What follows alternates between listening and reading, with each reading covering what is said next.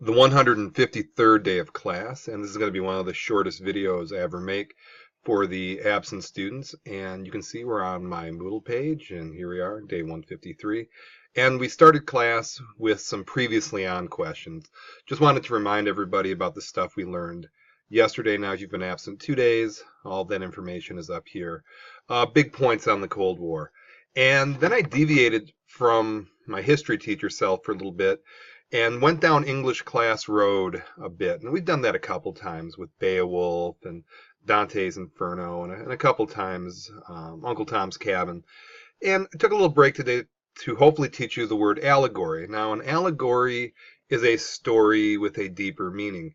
And history can be expressed in several different ways. It can be the traditional textbook or primary sources or songs or what have you. But sometimes a story can illustrate a historical point as well as anything else. And I asked people, I said, hey, what are some of your favorite stories?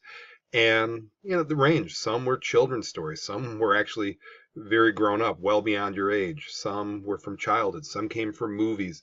And we briefly talked about the hero's journey and the monomyth and this notion of having one human story.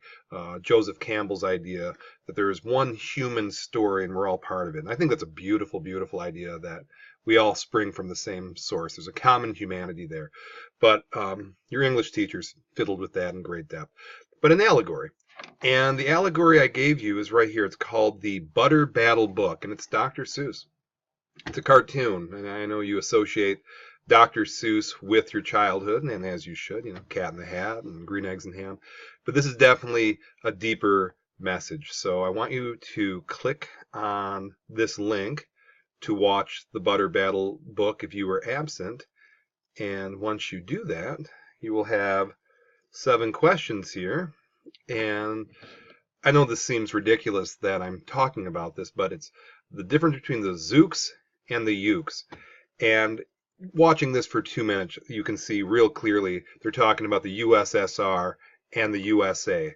And the difference was they buttered their bread differently. And that's not for humor. The effect there is saying, we're not that different. Russians, Americans, hey, we're both human. We just do things differently. Number 2, chart the worsening relations between the Zooks and the Ukes. More weapons, more tension. And this allegory starts off with a slingshot. Then they invent all sorts of newfangled inventions until they get to the ultimate invention of destruction. And this mirrors atomic bomb. Atomic bomb. Hydrogen bomb. Hydrogen bomb.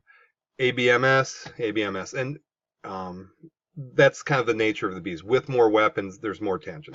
In the allegory and in history, what preventative measures could have been taken to lessen the tensions between the people? Maybe they could have talked to each other. Maybe they could have realized that going down this road was destructive, but they never talked to each other. They never sit down and talk to each other on the level. And that didn't happen in the Cold War until late in the game, and thank goodness that did happen. Number 4, propaganda is used throughout the story. You see it from the teachers, you see it in the music, you see it with parades, and propaganda is associated with both sides throughout the entire time. And then there's some images in the story that you'll see. The wall. Now the wall, I've asked people, what is the wall? Some said the 38th parallel. Some said the Berlin Wall. I think the best answer would be the Iron Curtain, that divide that happened in Eastern Europe that divided the communist world from the democratic capitalist world. Big Boy Boomeroo, probably the easiest one. I think the coolest part of this cartoon is at the very end where the Zooks and the Ukes are holding the Big Boy Boomeroo, looking at each other saying, who's going to drop it? Who's going to drop it? And it ends there. It's mutual assured destruction in cartoon form. Very well done. So that's the Big Boy Boomeroo. The boys in the back, these are the scientists. These are the politicians that are keeping the Cold War going. They are the architects of the Cold War, and we see that in the cartoon. Now, the Euchery and the Zookery, these are bomb shelters. Now, back during the Cold War, people took a lot of time, a lot of money, constructed these bomb shelters, thinking if the bomb dropped, we're going to go there and we're going to survive for a while.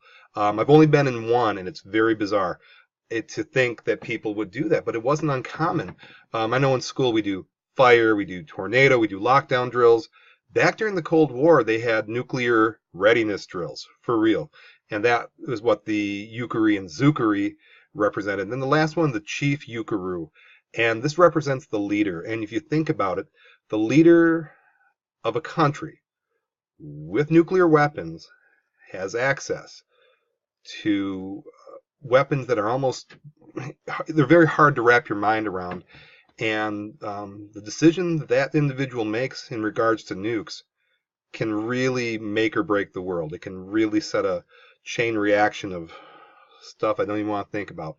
So tremendous power and tremendous responsibility to be the leader of a nation that has nukes. So a little bit of a break in the action, a little more English class vibe than it was a history class vibe in a lot of respects. But again, an allegory is just another way to tell a historical story. And if you were absent, please click on this link and check it out. It's 20 minutes, and I think it drills home the Cold War pretty well. So thanks for watching.